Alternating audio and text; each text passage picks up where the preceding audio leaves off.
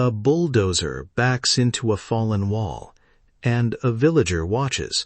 Is that a rescue, or are we watching history get rewritten? Let's take a closer look. When reconstruction is evidence-led and reversible, it can restore meaning. When it's donor-driven and undocumented, it can invent a past. Today, we insist on two principles: evidence and community voice. Exactly. We'll show how those two principles change what a project looks like on the ground, and how ordinary people can spot the difference. Welcome to NSP Plus TV, Cambodia's voice to the world. I'm Port Norn, here to bring you clear, simple, and trustworthy news. And I'm Nisa. Together, we'll explain why restoration choices matter for history, for villages, and for Cambodia's reputation abroad. Quick note, we're focusing on evidence, not accusation. We'll explain the science, 3D scans, mortar tests, and the social side, who decides and who benefits. Right, and we'll include a real community success story you can learn from. Let's start with what people are actually proposing. Hold on. Are we talking full reassembly or careful conservation? Both. At several provincial sites, teams are proposing full reassembly, so the place is visitor-ready fast.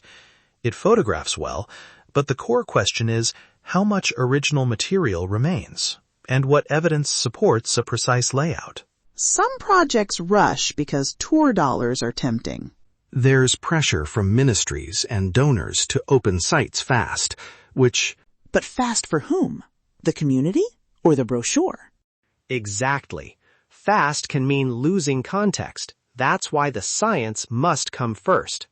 If you reassemble stones without recording their original positions, you destroy the story those stones told. Let's be concrete. 3D scanning creates a digital map of every stone. Material analysis tells us if a mortar mix is ancient lime or modern cement.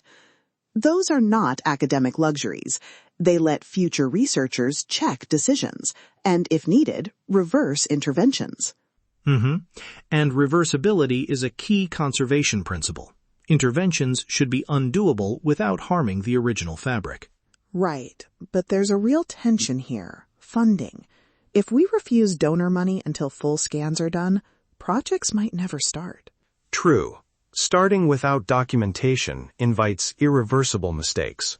So what if donors provide phased funds, released only after scans and community consultations are published? That's exactly the compromise we should demand. Phased funding tied to deliverables. Scans, material tests, public consultation protects both the site and the investment. And contracts should be public. If a donor wants a glossy before and after, that can't happen at the expense of scientific transparency. There's a local side too. Villagers often want a site cleared and safe for worship or market access.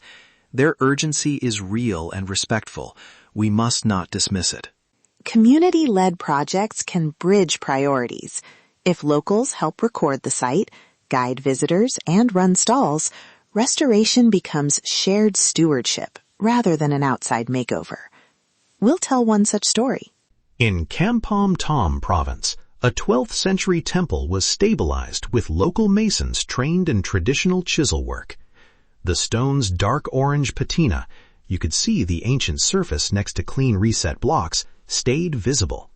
Villagers set up a shaded market loop with woven baskets and grilled fish that funds maintenance.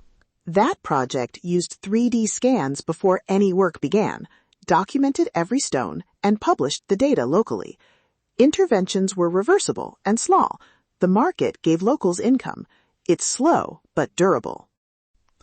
A word on environment. Rebuilding terraces or rerouting drains can change water flow and erosion patterns.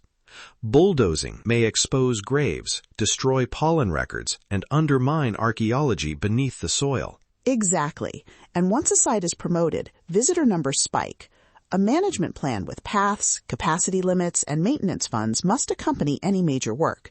Otherwise, the new reconstruction suffers fast wear. Let's talk misinformation. We see social posts claiming a temple is fully restored to original glory, when much visible stone is modern replacement. Photos can mislead. A polished facade hides modern cores. When you verify claims, look for named archaeologists, published scans, and material tests. If a report is missing, ask local museums or university departments. They often hold records and will speak up if work misrepresents the past. We promised practical steps. Here's a checklist you can use when you see a restoration project. Documentation exists. Interventions are reversible. Materials match original techniques. Community consulted, and long-term maintenance funded. If a project fails any of those, raise the question. Ask for 3 documents: the conservation plan, the digital archive or scan inventory, and minutes from community consultations. If those aren't public, ask why and who signed off on the work. A short disagreement to finish this part. Some argue that leaving ruins untouched is always the purest choice. I don't buy that as a blanket rule. I'm not sure I buy that either. Leaving is sometimes right, but only when it's an informed and community-supported decision, not passive neglect. So, our approach: evidence first, community engaged, and fiscally accountable.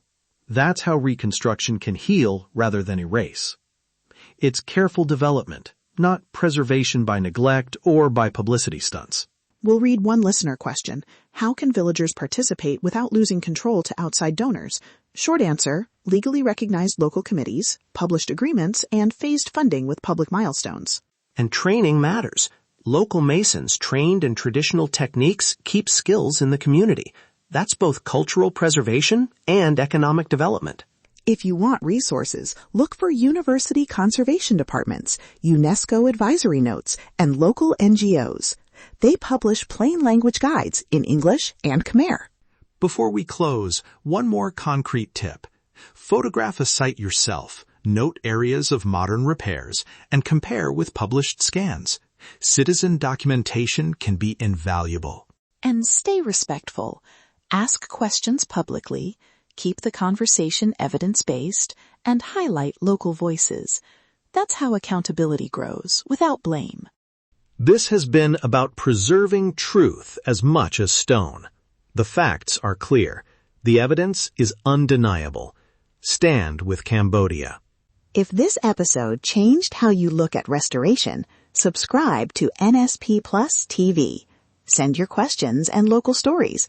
We'll feature the best and keep the conversation respectful and evidence first. From pen to the world. Clear news, clear mind. We'll see you next time.